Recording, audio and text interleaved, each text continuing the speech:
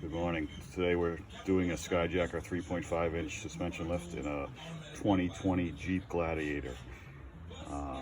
So far I got everything out of the box. Seems like all the parts are there. Had a little issue with the directions. They didn't come with the box, but extreme terrain helped me out with that, getting those. But this is the 2020 Jeep Gladiator Sport S model, so it's got the heavy tow package in it, so it's got the same axles as the Rubicon. So far we started out by jacking it up. I have the large jacks under the frame wheels, and the small jacks are just holding up the front axle. One other thing I did too, is because you have to keep the steering wheel straight, so it might be helpful later on, we don't know yet, but just put the seat belt through the steering wheel so it stays straight for the process. Not perfect, but it'll help us out till we get to the front end shop after we get this lifted. Okay, so far carrying on here, it's going pretty good. Pretty happy with the way Jeep put some stuff together. I removed the sway bar links, I removed the track bar bolt, I removed the pitman arm. That's the only place I really had an issue. As you can see, I kind of mangled the boot, so I'll have to get a new boot for that. But for the most part, going pretty good. I removed the brake line brackets on both. I did both sides. Directions only said one, but I did both anyways.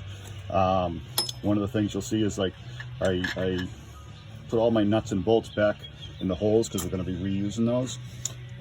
This kit, the directions said just take off the lower shock bolt, but we're replacing the shocks here, so I did take the shocks fully out.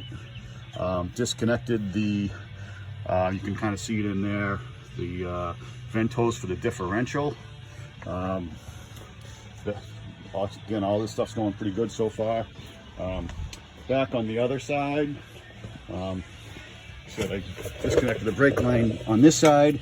I also disconnected the four-wheel drive accelerator plug. That was kind of a pain in the butt, but I got it out. Same thing on this side. Sway bar links, took the shock out. Just getting ready to drop the axle now. So far so good. Like I said, the boot on the pitman arm kind of bothers me, but so far the only worst thing that's going on is I have to work next to a Ford, but that's okay. So I'm going to carry on. See you soon. Okay, so I got the old springs out, new springs in. A couple little tricks that might be helpful. So the bump stops, and I think it does show in the directions actually, you know, when you put these in, you have to have them inside the spring before you put the spring in. This is all the way, I have this dropped as far as it'll go. It's actually on the trailing arm, so it can't go any further. Took a little effort to get them in, but not too bad. You know, if you had a coil spring compressor, it might help a little bit, but the reality is I got them in, some brute force basically. One other note is directions don't show this piece down here. There's a 10mm bolt right there. Just take that out and pull that piece out, and that way you'll be able to get in there to put the nut on the bottom of this bolt here for the bump stop. It's kind of a pain in the butt. I just took a regular socket and I put an extra nut inside it, so the nylon nut will stick up just enough, and kind of finagled it in there and got it in there. Carrying on, getting ready to put the jack back underneath it and lift it up to load the springs and go on with the next steps. Okay, I got the two trailing arms in. That was kind of a pain in the butt. Have your jack underneath the axle like that, because you'll have to go up and down a little bit to get the front bolts to line up. So now, like I said, it took a little while, but I really like the way these bars look and are built. So now next steps is the sway bar links and then the shocks. I'm not expecting too much of a difficulty with those, but we shall see. Right now it looks like the steering's off a little bit, even though the steering wheel is still center, because I did put that pitman arm back on up there, but we'll see how that goes. Okay, a little further along here, I got the front sway bar end links in, I got the shocks in. Don't forget to put the stickers on. That adds some horsepower there. So the shocks were pretty simple. The sway bar end links, they took some effort, but don't forget to put the bushings in, because I forgot on one. I'd take it apart, put it back in again. I did add the brake line brackets to the trailing arms, and I did put in the new adjustable track bar. It says put them in but don't tighten it. It actually tells you to put the tires on first, but I thought it might be a little bit easier just to get it in there and lay it in place. But so now I'm just going to put the tires back on. Now we're putting stock tires on it today because I ordered my 37s and my wife's 37s. This is her Jeep actually. So we're going to put the stock ones back on for a bit until those come in. But right now about 4 hours in, not too bad. That includes like setting up my tools and all that stuff this morning. But so far so good. Yeah, all right, so like I said, I'm going to put the tires on and I'll be back.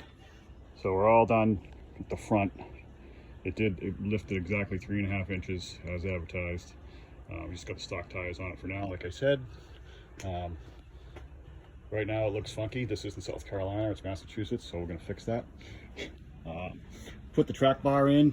Track bar was kind of a pain in the butt. One of the bushings on one side wasn't the right diameter for the bolt, so we just drilled it out. And it took a little persuasion to get it in there, got it into the factory slot, but otherwise it wasn't too bad. So that area right there, those two bushings that they give you that go in there, one of them was the wrong diameter on the inside, but we fixed that.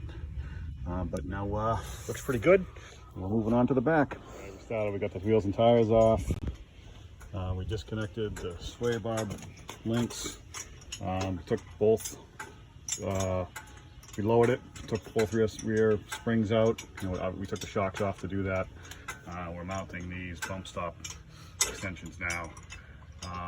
These are kind of pain because if they made those things about a 1/2 inch narrow, we could actually use a socket to put those bolts in, but so you got to use wrenches. But we're carrying on. All right, so we got the rear shocks in, we got the rear links in, we put those bump stops in, springs went in.